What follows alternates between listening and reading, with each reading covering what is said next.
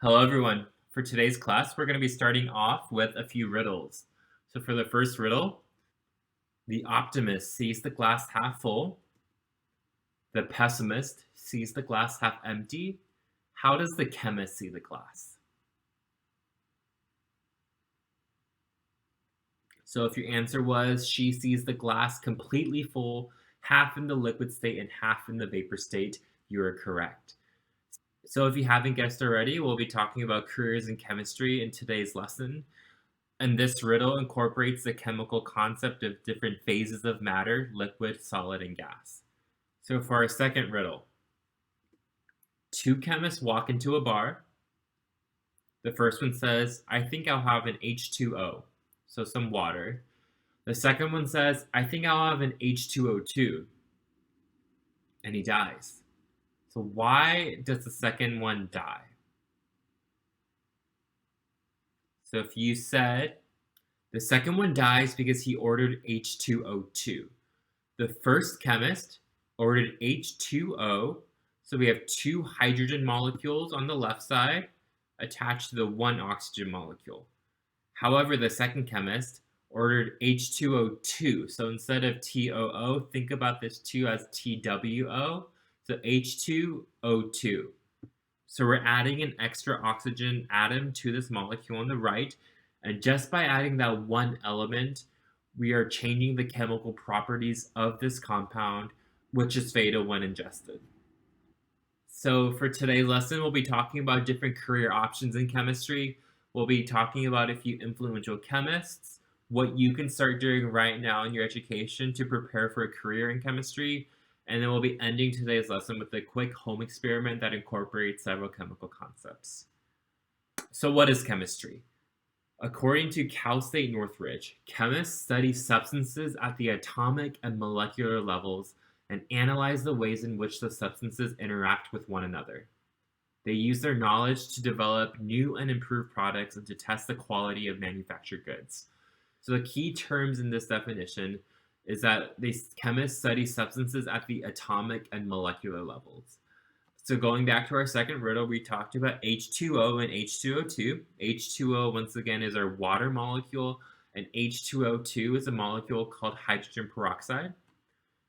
Even though these two liquids look very similar, they are both clear liquids that are liquid at room temperature. By looking at the chemical structures, the extra oxygen in this hydrogen peroxide molecule, chemists can determine that this molecule can be toxic when ingested. So where do chemists work? So according to the 2019 American Chemical Society Salary Survey, just under half of chemists work in the industry, which means that they work for private companies such as Pfizer, a pharmaceutical company that's been in the news recently since they're one of the companies that have developed a vaccine for the COVID-19 virus, and also for other types of companies, like cosmetic companies like Kylie Cosmetics. Just over 40% work in academia, which means that they are working for an academic institution, which is usually going to be a college or university, such as UT Dallas and UT Southwestern Medical Center. Just under 10% of chemists will work for government or military organizations, such as the CDC or the National Institute of Health, and then a small percentage of chemists will be either self-employed or work in other types of fields. We'll now explore three types of work chemists can do in these fields. So we are currently living through a historic time with the COVID-19 pandemic having already taken hundreds of thousands of lives in the United States. Chemists, along with biologists and immunologists and epidemiologists, have played an integral role in helping develop the possible cures and vaccinations for COVID-19. Here are a few news articles that I pulled about the work that scientists have done behind the scenes to hopefully find a cure against COVID-19. Now we'll be diving deep into how chemists at two companies, Pfizer and Moderna, worked with other scientists to develop the vaccine for the COVID-19 virus. So on the center of your screen, you see the image of the coronavirus, and on the outside of the coronavirus, notice these red structures. This red structure is called a spike protein, and it plays a really important role for the virus because it allows it to stick to your own cells and then eventually cause the disease symptoms that we know of. So scientists at these companies first sequenced the spike protein. Sequencing means that they determine the genetic sequence that codes for this protein. Next, they engineered a lipid nanoparticle with the spike mRNA. A lipid nanoparticle is a small bubble that eventually is the active component of the vaccine, and this bubble has the spike mRNA. So it contains a form of the genetic code that codes for the spike protein. Once that vaccine is introduced into an individual, it transfects a specific type of immune cell in our bodies called an antigen presenting cell. And this antigen presenting cell will eventually migrate to lymph nodes and present the spike protein to our other immune cells, and our bodies will produce the antibodies against this spike protein. So now we have antibodies, which are like warriors that can fight against infection, to the spike protein, and these antibodies will look for any other cells in our body that has these spikes and attack them and hopefully eliminate them. And that is how the vaccines developed by Pfizer and Moderna work. On our lighter note, we'll be talking about how chemists play a role in celebrity culture. So when you see an image of your favorite celebrities, whether it's Michael B. Jordan or Kylie Jenner, what do you think of first?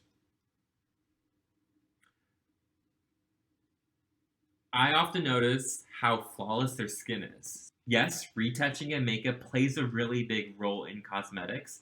However, there's a lot of chemistry behind the products that celebrities use that gives them the flawless skin that we all want. Now let's dive deep into the chemistry behind different skin products. The skin contains many tiny hair follicles, or pores.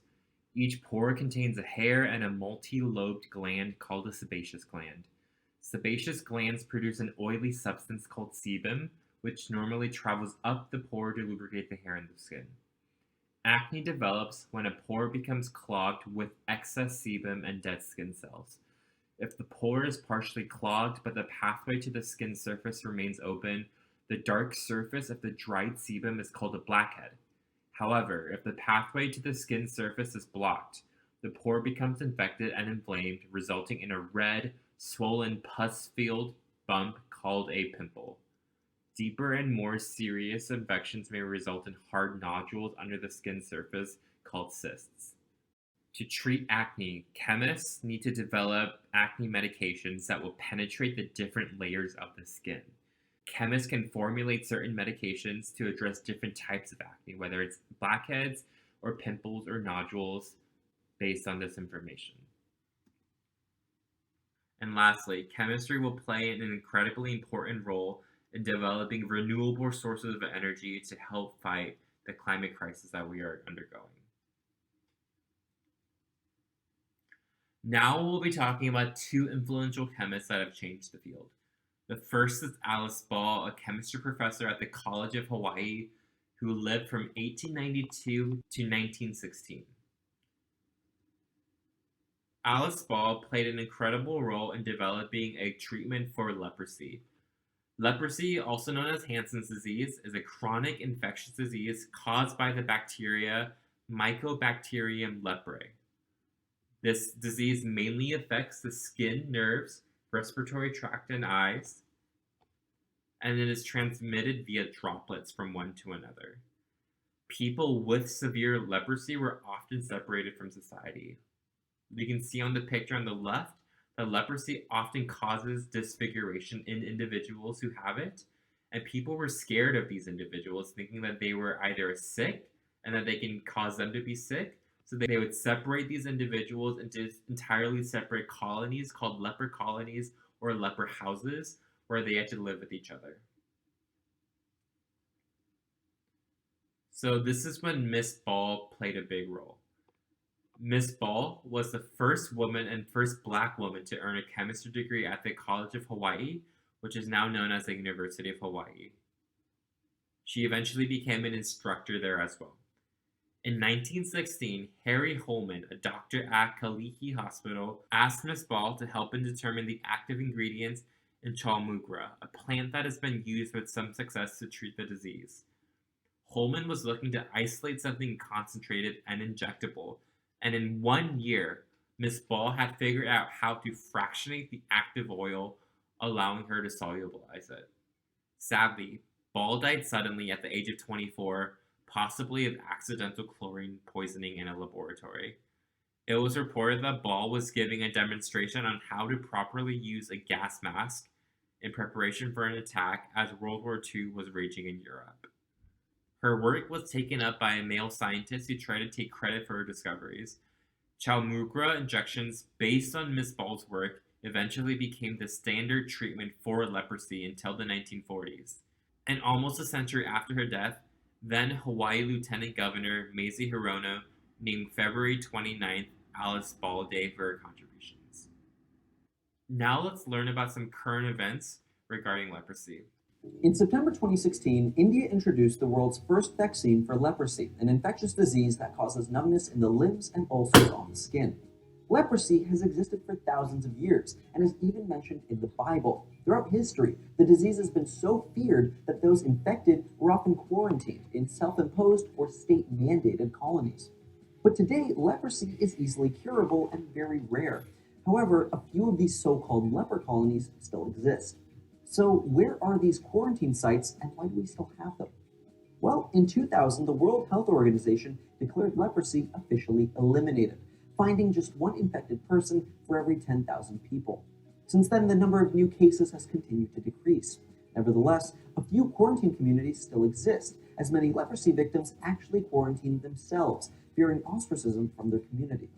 Today, more than 200,000 new cases a year are reported, and more than half are in India, which is why roughly 700 of these informal leper colonies are thought to exist in the country. In some parts of India, leprosy is equated with the lowest societal caste, untouchables. Those who have or once have had the disease are known to be fired from their jobs, evicted from their homes, and abandoned by friends, family, and spouses. Much of this stigma comes from discriminatory laws, which dictate that those with leprosy can't obtain a driver's license or ride on trains, and in some areas, they're even barred from public office or voting. The US state of Hawaii also has remnants of a once state-controlled leper colony. In 1865, the then autonomous island began forcibly banishing those suspected of having leprosy to a contained community in Molokai, one of the lesser-known islands. The program was highly controversial, as families were split up and children were forced to grow up in relative isolation. Nevertheless, it continued for more than a century, during which time an estimated 8,000 people were exiled. In 1969, a full 10 years after Hawaii gained statehood, the US government finally lifted the law, and the inhabitants were free to go. But perhaps surprisingly, about half chose to stay, and as of 2015, 6 leprosy patients still live on the island. In the US, leprosy never quite became an epidemic.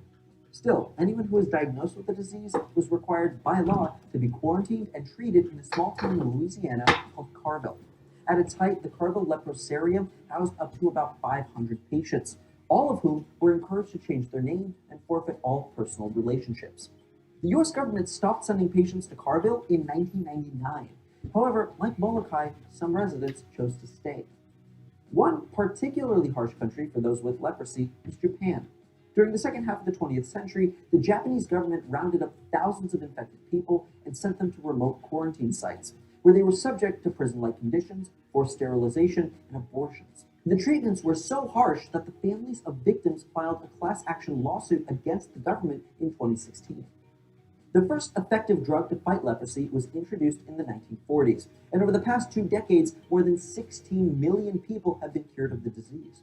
Most leper colonies have slowly been converted to museums and state-run historical sites, but although leprosy is no longer a threat to public health, the stigma around it remains. Now we'll be watching a quick video about another influential chemist, Marie Curie, a chemist and also a Nobel Prize laureate. If you want a glimpse of Marie Curie's manuscripts, you'll have to sign a waiver and put on protective gear to shield yourself from radiation contamination. Madame Curie's remains, too, were interred in a lead-lined coffin, keeping the radiation that was the heart of her research, and likely the cause of her death, well contained. Growing up in Warsaw, in Russian-occupied Poland, the young Marie, originally named Maria Skłodowska, was a brilliant student, but she faced some challenging barriers. As a woman, she was barred from pursuing higher education, so, In an act of defiance, Marie enrolled in the Floating University, a secret institution that provided clandestine education to Polish youth. By saving money and working as a governess and tutor, she eventually was able to move to Paris to study at the reputed Sorbonne. There, Marie earned both a physics and mathematics degree, surviving largely on bread and tea and sometimes fainting from near starvation. In Paris, Marie met the physicist Pierre Curie, who shared his lab and his heart with her. But she longed to be back in Poland. Upon her return to Warsaw, though, she found that securing an academic position as a woman remained a challenge. All was not lost. Back in Paris, the lovelorn Pierre was waiting, and the pair quickly married and became a formidable scientific team. Another physicist's work sparked Marie Curie's interest. In 1896, Henri Becquerel discovered that uranium spontaneously emitted a mysterious X-ray-like radiation that could interact with photographic film. Curie soon found that the element thorium emitted similar radiation. Most importantly, the strength of the radiation depended solely on the element's quantity and was not affected by physical or chemical changes. This led her to conclude that radiation was coming from something fundamental within the atoms of each element. The idea was radical and helped to disprove the long-standing model of atoms as indivisible objects.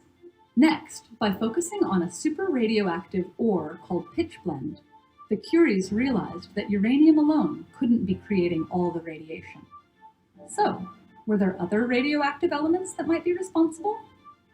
In 1898, they reported two new elements: polonium, named for Marie's native Poland, and radium, the Latin word for ray. They also coined the term radioactivity along the way. By 1902, the Curies had extracted 1/10 of a gram of pure radium chloride salt from several tons of pitchblende, an incredible feat at the time. Later that year, Pierre Curie and Henri Becquerel were nominated for the Nobel Prize in Physics, but Marie was overlooked. Pierre took a stand in support of his wife's well-earned recognition. And so both of the Curies and Becquerel shared the 1903 Nobel Prize, making Marie Curie the first female Nobel laureate. Well-funded and well-respected, the Curies were on a roll. But tragedy struck in 1906 when Pierre was crushed by a horse-drawn cart as he crossed a busy intersection. Marie, devastated, immersed herself in her research and took over Pierre's teaching position at the Sorbonne, becoming the school's first female professor. Her solo work was fruitful. In 1911, she won yet another Nobel, this time in chemistry for her earlier discovery of radium and polonium, and her extraction and analysis of pure radium and its compounds. This made her the first, and to this date only, person to win Nobel Prizes in 2 different sciences. Professor Curie put her discoveries to work, changing the landscape of medical research and treatments. She opened mobile radiology units during World War I and investigated radiation's effects on tumors. However, these benefits to humanity may have come at a high personal cost. Curie died in 1934 of a bone marrow disease, which many today think was caused by her radiation exposure. Marie Curie's revolutionary research laid the groundwork for our understanding of physics and chemistry, blazing trails in oncology, technology, medicine, and nuclear physics, to name a few. For good or ill, her discoveries in radiation launched a new era, unearthing some of science's greatest secrets. Now, the question I'm sure people are wondering is, how much do chemists actually make? It turns out it really depends on where you work in chemistry. So again, looking at the 2019 American Chemical Society salary survey, on average, chemists do make quite a bit of money, around 6 figures. However, chemists that work in the industry, so these are the private companies, tend to make significantly more than chemists who work for universities, such as in academia. And how long do you have to study to become a chemist? According to the same survey, about 15% of chemists have a bachelor's degree, which means that they went to a 4-year college. Around 17% of chemists has a master's degree, which is about 2 or 3 years of additional graduate studies after you get a bachelor's degree. And about 67%, so a significant majority of chemists have a doctorate degree, which means that they have a PhD in the field which requires around 5 extra years after a bachelor's degree. So now that we've discussed what it means to be a chemist, what do you have to start doing now to become one? We'll be going over key actions you can start taking this year to begin your journey to become the next Alice Ball or Marie Curie.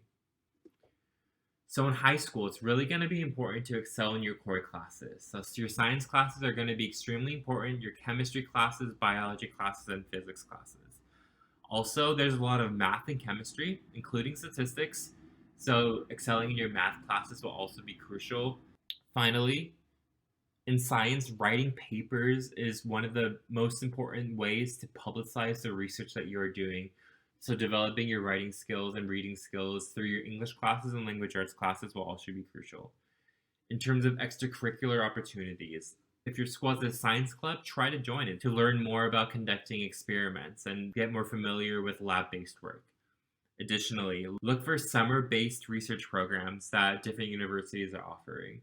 I've listed 3 programs offered in the Dallas area by UT Dallas and UT Southwestern Medical Center. Google these programs to find out more information on how to apply. Once you're in college, you'll want a bachelor's degree in a chemistry-related major.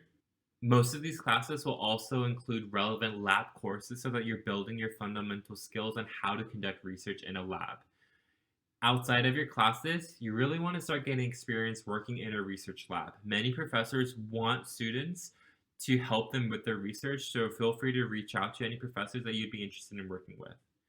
Schools in Texas that are known for the chemistry programs include Rice University, UT Austin, Southern Methodist University, Texas A&M, and Baylor University. During college, there are many opportunities that you can take during the summers and also during the school year to further supplement your classroom knowledge. Programs such as the Chemistry Undergraduate Research Experience, CSURP for short, is a fully paid 10-week unique research internship in which students can choose to participate in collaborative chemistry research of 15 institutions across the United States.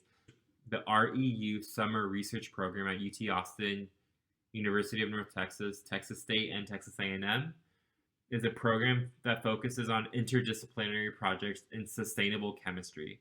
As we talked about on a previous slide, the majority of chemists have a graduate degree, either a master's degree, which is around 2 years, or a doctorate degree, which is around 5 years. Now, we're going to be talking about a quick chemical principle called density that will lead us into our lab activity. So the definition of density is a measure of how tightly packed the particles are in a substance. You might have heard the topic of density being discussed when related to population. So on the screen, we have a map of Texas, and we notice that we have these darker red and orange areas, and we also have these green areas. These dark red areas represent the big urban centers of Texas. So we have Dallas, Fort Worth up here in North Texas, we have Houston, and then we have San Antonio and Austin as well. Which areas would we consider to be more dense? Meaning that which areas are more tightly packed with people? If you guess the red cities, then you're correct. So we will often say that cities have a higher population density because there are more people packed into a smaller amount of space compared to the more rural areas in Western Texas. So now taking this into chemistry. So we see in this image that we have the gas phase, liquid phase, and solid phase. So for most molecules, the solid phase will be the most dense, meaning that the individual molecules are really tightly packed together. Whereas in the gas phase, we see a lot of space between the different molecules. I want you to remember for our lab is that things that are gas or things that are less dense are going to float, whereas things that are super solid are going to sink. So think about an anchor that sinks. You can also think about a pot of water that's floating. So we have the gas. Once we boil the water, it's going to float up, whereas the liquid is going to be sinking in comparison to the vapor. Now for our lab, we'll be making lava lamps with some common household ingredients. For this lab, you're going to need a clear water bottle, or any container will do. You'll need some water. You'll need some type of oil. You'll need some food coloring, and you'll also need some Alka-Seltzer tablets. You want to fill up the gas container that you have with the vegetable oil about 2/3 full. So let's go ahead and do that. Next, we'll fill the rest up with water. and try to leave about an inch on the top. Next, add about 5 drops of food coloring, or a little bit more if you would like. Notice that the water is on the bottom of the container and that the oil is on the top of the container, even though we added the oil first.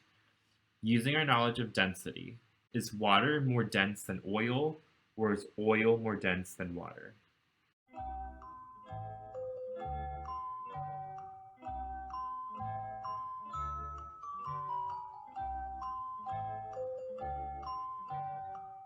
Finally, we're going to take our Alka-Seltzer tablets.